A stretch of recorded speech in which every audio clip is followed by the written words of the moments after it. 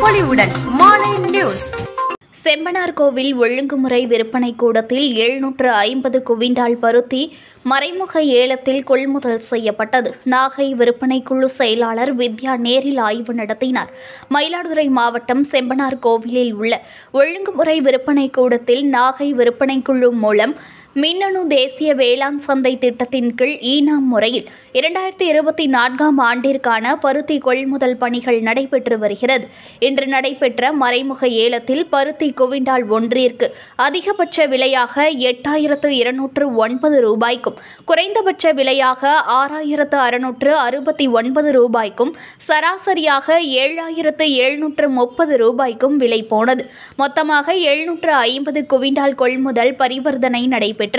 பருத்தி மறைமுக ஏலத்தை நாகை விற்பனை குழு செயலாளர் கோ வித்யா நேரில் பார்வையிட்டு ஆய்வு செய்து விவசாயிகளின் கருத்துக்களை கேட்டறிந்தார்.